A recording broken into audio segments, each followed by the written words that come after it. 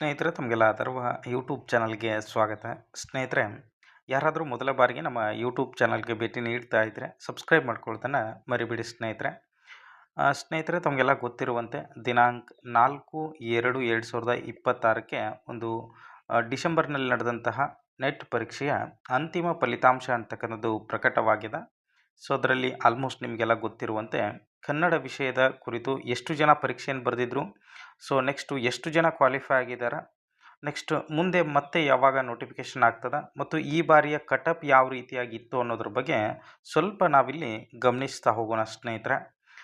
So ನಾವಿಲ್ಲಿ ನೋಡ್ತಾ ಬಂದಾಗ ಈ ಬಾರಿ ಅರ್ಜಿ ಸಲ್ಲಿಸಿರ್ತಕ್ಕಂಥವ್ರು ಎಷ್ಟು ಜನ ಅಂತಂದರೆ ನೆಟ್ ಎಕ್ಸಾಮ್ಗೆ ಸೊ 4,447 ಜನ ಅರ್ಜಿಯನ್ನು ಹಾಕಿದರು ಸ್ನೇಹಿತರೆ. ಸೊ ಅದರಲ್ಲಿ ಪರೀಕ್ಷೆಯನ್ನು ಬರೆದಿರ್ತಕ್ಕಂಥವ್ರು ಎಷ್ಟು ಅಂತಂದರೆ 3,521 ಜನ ಪರೀಕ್ಷೆಯನ್ನು ಬರೆದಿದ್ರು. ಸೊ ಟೋಟಲಿ JRF ಕ್ವಾಲಿಫೈ ಆಗಿರ್ತಕ್ಕಂಥವ್ರು ಎಷ್ಟು ಜನ ಅಂತಂದರೆ 29 ಜನ ಸೊ JRF ಕ್ವಾಲಿಫೈ ಆಗಿರ್ತಕ್ಕಂಥವ್ರು. ಸೊ ಟೋಟಲಿ 3,521 ಜನದಲ್ಲಿ ಈ 29 ಜನ ಮಾತ್ರ ಏನಂತಂದರೆ JRF ಕ್ವಾಲಿಫೈ ಆಗಿರ್ತಕ್ಕಂಥವ್ರು.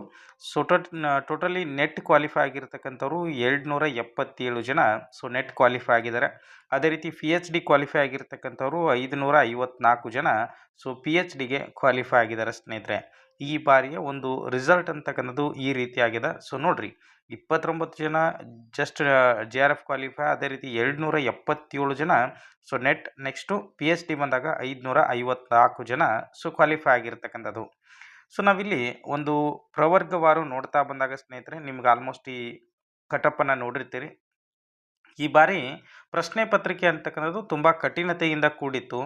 ಲಾಸ್ಟ್ ಟೈಮ್ ಎಲ್ಲ 192 ಮತ್ತು 194ವರೆಗೂ ಹೋದಂತಹ ಕಟಪ್ ಏನಾಯಿತು ಅಂದರೆ ಸಡನ್ಲಿ ಈ ಬಾರಿ GM ಅಲ್ಲಿ ಸೊ ನೋಡ್ರಿ 170 ಮಾಡಿದರೂ ಕೂಡ ಏನಾಗಿದೆ ಅಂತಂದರೆ ಈ ಬಾರಿಯ ಒಂದು GM ಅಲ್ಲಿ ಸೊ JRF ಕ್ವಾಲಿಫೈ ಆಗಿದ್ದಾರೆ 170ಗೆ. ಓಕೆನಾ.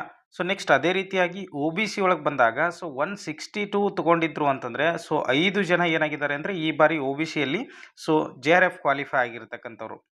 ಅದೇ ರೀತಿಯಾಗಿ EWS ನೀವು ನೋಡ್ತಾ ಬಂದಾಗ ಆಲ್ಮೋಸ್ಟ್ EWS ಮತ್ತು GMಕ್ಕೆ ಸೊ ಪ್ರತಿ ಬಾರಿಯೂ ಕೂಡ ಏನಿರ್ತಿತ್ತು ಅಂತಂದರೆ ಸೇಮ್ ಇರ್ತಾ ಇತ್ತು. 170 ಅಂದರೆ 170ನೇ EWSನಲ್ಲಿ ಇರ್ತಿತ್ತು.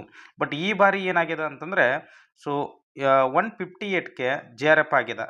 ನೆಕ್ಸ್ಟು SC ಬಂದಾಗ 154ಗೆ ಸೊ 5 ಜನ ಕ್ವಾಲಿಫೈ ಆಗಿದ್ದಾರೆ. ನೆಕ್ಸ್ಟು ST ಬಂದಾಗ 162 ನೋಡ್ರಿ. ಸೊ SC ಮತ್ತು ST ಯಾವಾಗಲೂ ಕೂಡ ಸೇಮ್ ಆಗ್ತಾ ಬಂದಿದ್ದು, ಬಟ್ ಈ ಬಾರಿ ಏನಾಗಿದೆ ಅಂದರೆ ವೇರಿಯೇಷನ್ ಆಗಿದೆ. ಓಕೆನಾ. ಸೊ ಇಬ್ಬರು ಮಾತ್ರ ಇಲ್ಲಿ ಕ್ವಾಲಿಫೈ ಆಗಿರ್ತಕ್ಕಂಥದ್ದು. ಅದೇ ರೀತಿಯಾಗಿ ಸೊ ಇದು PWD ಕ್ಯಾಂಡಿಡೇಟಿಗೆ ಸಂಬಂಧಪಟ್ಟಂತೆ ಇದೆ, ನೀವು ಇಲ್ಲಿ ನೋಡ್ಕೋಬೋದು. ಓಕೆನಾ. ಸೊ 110ವರೆಗೂ ಕೂಡ PWD ಸೊ ಇದು ಹ್ಯಾಂಡಿಕ್ಯಾಪ್ಟ್ ಏನು ಕೋಟಾದಲ್ಲಿ ಬರ್ತಾರಲ್ಲ ಆ ಕ್ಯಾಂಡಿಡೇಟ್ 110 ಆದವ್ರಿಗೂ ಕೂಡ ಇಲ್ಲಿ JRF ಸಿಕ್ಕಿರ್ತಕ್ಕಂಥದ್ದು ಸ್ನೇಹಿತರೆ.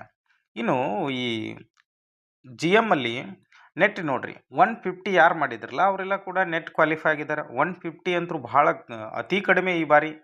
ಅದೇ ರೀತಿ OBCಯಲ್ಲಿ 138 ತೊಗೊಂಡ್ರು ಕೂಡ ಸೊ ಈ ಬಾರಿಯ ನೆಟ್ ಕ್ವಾಲಿಫೈ ಆಗಿದೆ. ನೆಕ್ಸ್ಟ್ EWS ಬಂದಾಗ 142 ನೋಡ್ರಿ, ಇದು ಕೂಡ ಯಾವಾಗಲೂ ಸೇಮ್ ಇರ್ತಿತ್ತು. ನೆಟ್ GM ಆಗಿರ್ಬೋದು, ಅದೇ ರೀತಿ EWS ಸೊ 142 ಇದೆ. ನೆಕ್ಸ್ಟ್ SC ಬಂದಾಗ 134, ST ಬಂದಾಗ ಇದು ಕೂಡ 134 ನೋಡ್ರಿ, ಇಲ್ಲಿ ಎರಡೂ ಕೂಡ ಸೇಮ್ ಅದ, ಇಲ್ಲಿ ವೇರಿಯೇಷನ್ ಆಗಿದೆ. ನೆಕ್ಸ್ಟು PWD ಆಲ್ಮೋಸ್ಟ್ 110ವರೆಗೂ ಕೂಡ ಇಲ್ಲಿ ಏನಾಗಿದೆ ಅಂತಂದರೆ ನೆಟ್ ಕ್ವಾಲಿಫೈ ಆಗಿರ್ತಕ್ಕಂಥ. ಇಲ್ಲಿ ಏನು ಮಾಡ್ತಾರೆ ಅಂದ್ರೆ ಇದು ಏಜ್ ಕನ್ಸಿಡರ್ ಮಾಡಿ ಇವ್ರಿಗೆ ಕೊಡುವಂಥ ಸಾಧ್ಯತೆ ಇರ್ತದೆ. ಓಕೆನಾ. ಸೊ ಈ ಬಾರಿಯ ಒಂದು ಟ್ರೆಂಡ್ ಏನಾಗಿತ್ತು ಅಂದ್ರೆ ಆಲ್ಮೋಸ್ಟ್ ಎಲ್ಲರೂ ಕೂಡ ಮಾತಾಡ್ತಾ ಇದ್ರಿ ತುಂಬ ಕಡಿಮೆ ಕಟಪ್ ನಿಲ್ತದ ಅಂಥೇಳಿ. ಆದರೂ ಕೂಡ ಏನಾಗಿದೆ ಅಂದರೆ ಸೊ ಲಾಸ್ಟ್ ಟೈಮ್ಗಿಂತ ಅಷ್ಟೇನು ವೇರಿಯೇಷನ್ ಆಗಿರ್ತಕ್ಕಂಥದ್ದನ್ನು ನಾವಿಲ್ಲಿ ಕಾಣಲಿಕ್ಕೆ ಸಿಗೋದಿಲ್ಲ ಸ್ನೇಹಿತರೆ. ಓಕೆನಾ.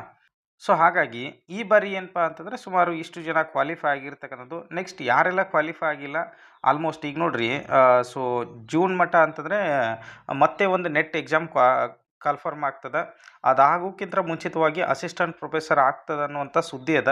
ಸೊ ಅದೇನೇ ಆಗಲಿ ಮುಂಬರುವಂತಹ ಆಲ್ಮೋಸ್ಟ್ ಜೂನ್ದೇನು ಶೆಡ್ಯೂಲ್ ಇದೆಯಲ್ಲ ಸೊ ಏಪ್ರಿಲಲ್ಲಿ ಏನಾಗ್ತದೆ ನೋಟಿಫಿಕೇಷನ್ ಆಗುವಂಥ ಸಾಧ್ಯತೆ ಅದ ಸ್ನೇಹಿತರೆ ನೆಟ್ ಎಕ್ಸಾಮ್ಗೆ. ಸೊ ಅದಾಯಿತು ಅಂದರೆ ಜೂನಲ್ಲಿ ಎಕ್ಸಾಮ್ ನಡೆಸಿ ನಿಮಗೆ ಜೂನ್ ಅಥವಾ ಜುಲೈಯಲ್ಲಿ ಏನು ಮಾಡ್ತಾರೆ ಅಂದರೆ ಅಂತಿಮವಾದಂಥ ಫಲಿತಾಂಶ ಕೊಡ್ತಾರೆ. ಸಾಧ್ಯ ಆದರೆ ಅದನ್ನ ಕ್ಲಿಯರ್ ಮಾಡಿಕೊಡ್ರಿ, ಯಾಕಂದರೆ ನಿಮ್ಗೆ ಈ ಬಾರಿಯ ಒಂದು ಏನು ಸಹಾಯಕ ಪ್ರಾಧ್ಯಾಪಕರ ನೇಮಕಾತಿಗೆ ಅನ್ನೋಷ್ಟರಲ್ಲಿ ಅದು ರಿಸಲ್ಟ್ ಬರ್ತದೆ. ಓಕೆನಾ? ಭಾಳ ಸೀರಿಯಸ್ ಆಗಿ ನೀವು ಕೂತ್ಕೊಂಡು ಅದನ್ನು ಟ್ರೈ ಮಾಡಿದ್ರಿ ಅಂದರೆ ಆಲ್ಮೋಸ್ಟ್ ಆಗ್ತದೆ ಸ್ನೇಹಿತರೆ.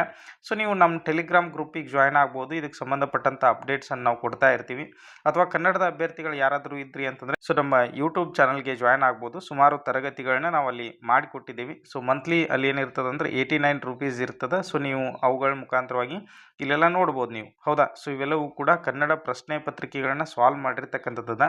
ಸೊ ನಮ್ಮ ಫಲಿತಾಂಶ ಯಾವ ರೀತಿ ಬಂದದ ಅನ್ನೋದನ್ನು ನಾನು ಆಲ್ರೆಡಿ ಸುಮಾರು ಜನ ಕಮೆಂಟ್ ಮಾಡಿ ತಿಳಿಸ್ತಾ ಇದ್ದಾರೆ. ಸೊ ನೀವು ಅಲ್ಲಿ ನೋಡ್ಬೋದು. ಈ ಮೆಂಬರ್ಶಿಪ್ ತೊಗೊಂಡಂಥ ಸ್ನೇಹಿತರು ಸೊ ಈ ಬಾರಿ ಕ್ವಾಲಿಫೈ ಆಗಿರ್ತಕ್ಕಂಥವ್ರೆಲ್ಲ ಮೆಸೇಜ್ ಹಾಕ್ತಿದ್ದಾರೆ. ನಾನು ಆಲ್ರೆಡಿ ನಿಮ್ಗೆ ಹೇಳಿದೆ.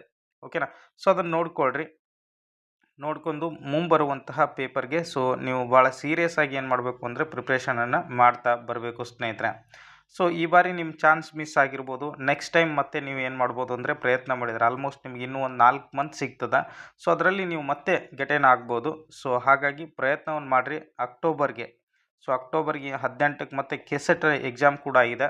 ಸೊ ನೀವು ಅಲ್ಲಾದರೂ ನಿಮ್ಮ ಅಚೀವ್ಮೆಂಟನ್ನು ಮಾಡ್ಬೋದು ಸ್ನೇಹಿತರೆ. ಓಕೆನಾ? ಸೊ ಇದಿಷ್ಟೇನಪ್ಪ ಅಂದರೆ ಈ ಬಾರಿ ಕನ್ನಡಕ್ಕೆ ಸಂಬಂಧಪಟ್ಟಂತಹ ಒಂದು ಕಟಪ್ಪು ಮತ್ತು ಎಷ್ಟು ಜನ ಬರೆದಿದ್ರು, ಎಷ್ಟು ಜನ ಕ್ವಾಲಿಫೈ ಆಗಿದ್ದಾರೆ. ಸೊ ಇದೆಲ್ಲ ಮಾಹಿತಿ ಆಗಿರ್ತದೆ. ಸೊ ಎಲ್ರಿಗೂ ಕೂಡ ಧನ್ಯವಾದಗಳು ಸ್ನೇಹಿತರೆ.